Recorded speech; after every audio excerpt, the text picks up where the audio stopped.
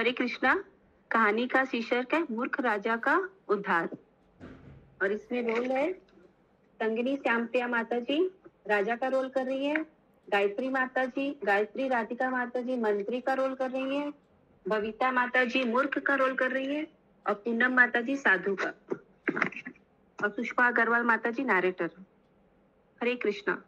ये कहानी एक महामूर्ख की है। ये कहानी सदियों पुरानी है। एक राजा था और उसका एक बहुत बड़ा साम्राज्य था।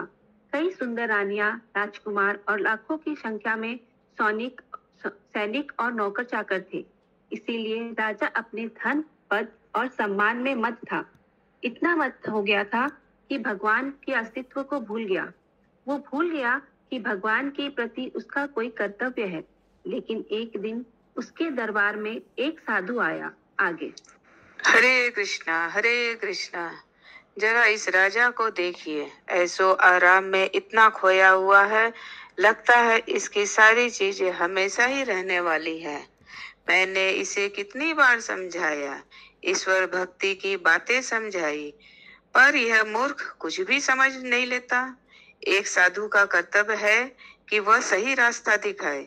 एक साधु को किसी से कुछ लेना या कुछ देना नहीं है।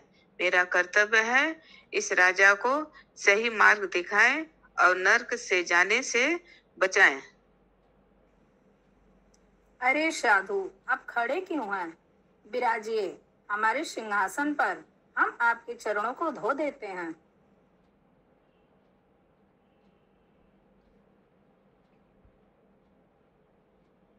राजा साधु को बैठाकर चरण धोता है, पर साधु सिंहासन से उठकर बोलते हैं, हे राजन, तुम सिंहासन पर बैठाते हो, चरण धोते हो, सम्मान करते हो, बहुत सारा धन दान देते हो, लेकिन जब भी मैं भगवत भक्ति की बातें करता हूँ, तुम जरा भी रुचि नहीं लेते।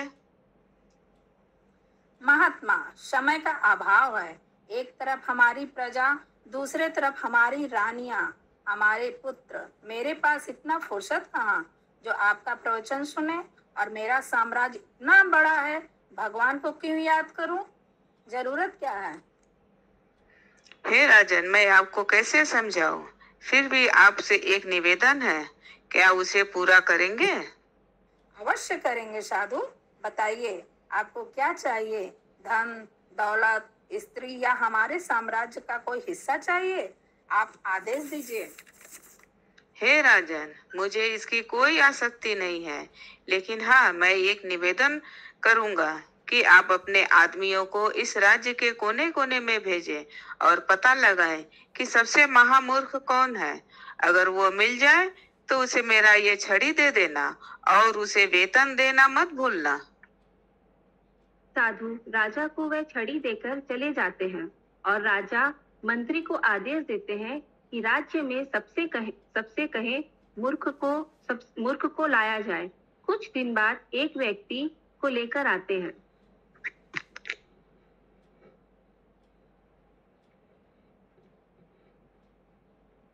महाराज, आपकी आज्ञा अनुसार सबसे बड़ा महामूर्ख हाजिर है।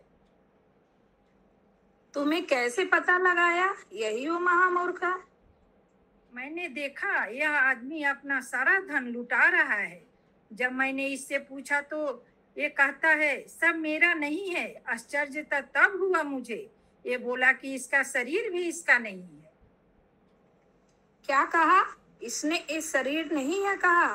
तब तो यह महामूर्ख है जो अपनी धन संपत्ति लुटाए। इससे बड़ा महामूर्ख नहीं मिलेगा।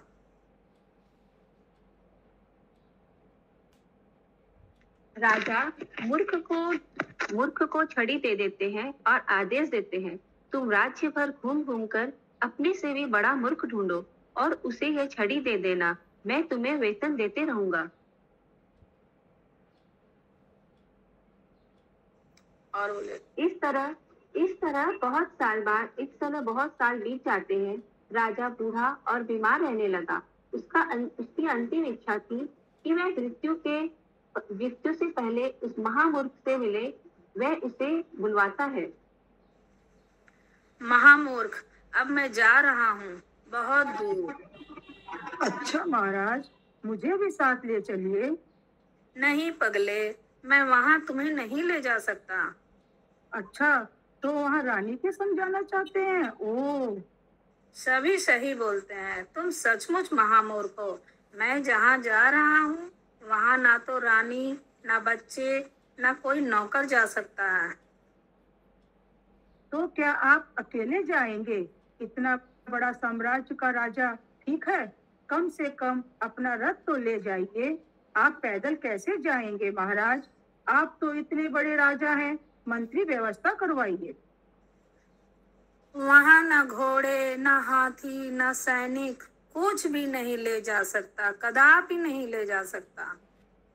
तो क्या आप पैदल जाएंगे?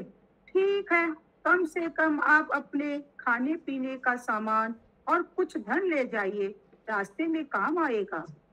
अरे मूर्ख, वहाँ कोई धन न अनाज, यहाँ तक कि मेरे भरे खजाने का एक सिक्का तक नहीं ले जा सकता। मेरी बात को समझो महामूर्ख, तुम सचमुच बहुत बड़े महामूर्ख हो। क्या बोलते हैं महाराज? न रानी, न बच्चे, न धन दौलत। मुझे आप कहाँ जा रहे हैं? बताइए ना। अच्छा छोड़ो, तुम बहुत सालों से अपने से भी ज्यादा महामूर्ख नहीं ढूंढ पाए। मेरी तो इच्छा अंतिम यही बाकी था, मेरी इच्छा अधूरी रह गई। अच्छा, आपको मेरे से भी महामूर्ख चाहिए था? इस तरह मूर्ख मंत्री अच्छा लगेगा उसको। कितना दो सब्जी बनेगा प्रभु, कितना सब्जी? इस तरह मूर्ख मंत्री सैनिक और बहुत से लोगों को ध्यान से देखते हुए राजा को छड़ी देते हुए बोलता है, ये लीजिए महाराज, अपनी छड़ी पकड़िए। तुम्हारी इतनी दृष्टता, तुमने मुझे महामूर्ख बोला।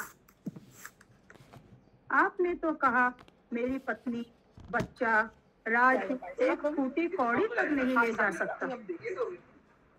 जब आप सब जानते थे, पत्ता में थी समझे। जब आप सब जानते थे कि आपको अंतिम समय में कहाँ जाना है, तो आपने कभी सोचा कि भगवान ने आपको राजा क्यों बनाया है? क्यों आए हैं? कहाँ जाना है?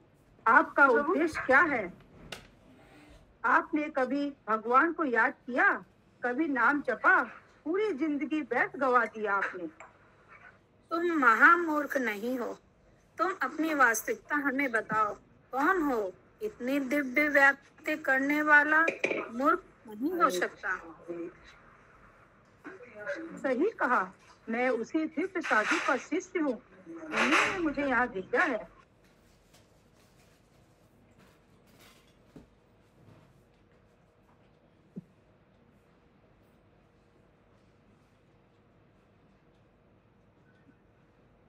माता जी, आपका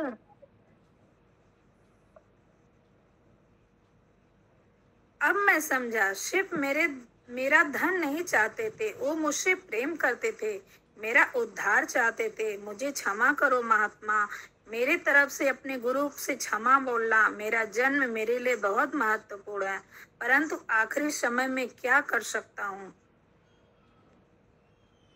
राजन, जब जागो तभी सवेरा जानो। राजन, आपका बस अपने मन से चिंता दूर कर दो, अपना मन भगवान के चरणों में लगाएं। भगवान की भक्ति, भगवान को पाना, भगवान के धाम जाना, भगवान का सब समय चिंतन, यही हमारा लक्ष्य है। भक्ति ही धर्म है। हरे कृष्णा कृष्णा कृष्णा हरे हरे, हरे राम राम राम हरे हरे। तुम सही कहते हो, मेरे हृदय में जो घबराहट थी अब दूर हो गई, और लगता है मेरी आत्मा इसी के लिए कितनी समय से प्यासी थी, किंतु अब मुझे मृत्यु से बिल्कुल डर नहीं लग रहा। महात्मन, जब भक्ति का बीज डाल दिया जाए तो डर कैसी? कहो हरे कृष्णा कृष्णा कृष्णा हरे राम हम अपने जीवन में धन कमाना चाहते हैं, अच्छा जीवन चाहते हैं, लेकिन ये सब के बीच भगवान के लिए 1 मिनट नहीं है। मेरे पास तो हम इस राजा से भी महामूर्ख हैं, क्योंकि उसके पास तो सब कुछ था, लेकिन हमारे पास तो कुछ भी नहीं है। फिर भी हम बहुत ज्यादा व्यस्त हैं। लेकिन एक ही सवाल हम सबके पास है कि इस जीवन का सदुपयोग कैसे करें।